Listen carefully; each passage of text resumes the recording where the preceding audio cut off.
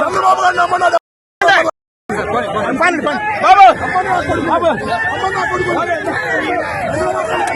ఖబర్దార్ రాంబాబు గారు, మేము చెప్పేది ఒకటే, మేము చేతకాక కాదు, మీలాగా అరాచకాలను ప్రోత్సహించే వ్యక్తి కాదు మా చంద్రబాబు నాయుడు గారు. మా లోకేష్ బాబు గారు ఒక్క మాట మాకు చెప్పితే మీరు ఇంటి నుంచి బయటికి రారన్న విషయం కూడా మీకు తెలియజేస్తున్నాం.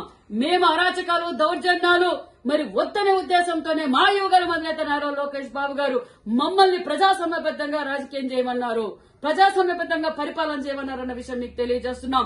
ఖబర్దార్, ఇంకొకసారి ఇలా మాట్లాడితే ఊరుకుండే ప్రసక్తే లేదు. చంద్రబాబు నాయుడు గారిని మాట్లాడుతున్నావు, తస్మాత్ జాగ్రత్త.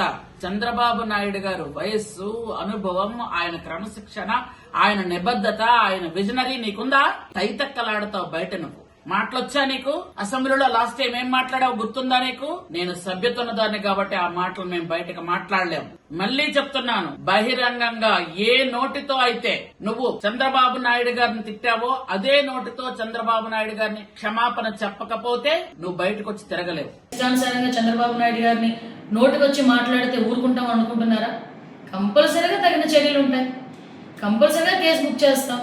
మీకు ఒకటే చెప్తున్నా, ఈ రోజు చంద్రబాబు నాయుడు గారిని ఒక మాట అంటే నేను చంద్రబాబు నాయుడు గారిని అనేసాను నువ్వు అనుకుంటున్నావేమో, కానీ గౌరవ ముఖ్యమంత్రి గారిని ఒక మాట అంటే రాష్ట్ర ప్రజలను ఒక మాట అన్నట్టే. మళ్ళీ మళ్ళీ గుర్తు చేస్తున్న అంబటి రాంబాబు, జగన్మోహన్ రెడ్డి, చంద్రబాబు నాయుడు గారు లాంటి ఒక మంచి వ్యక్తిని, ముఖ్యమంత్రి స్థాయి వ్యక్తిని నువ్వు అధికారంలో ఉన్నప్పుడు, మేము ప్రతిపక్షంలో ఉన్నప్పుడు 53 రోజులకి జైల్లో పెట్టినందుకే 151 సీట్లు కాస్త 11 సీట్లకి దిగజారాయి. ఆ విషయం మర్చిపోకు.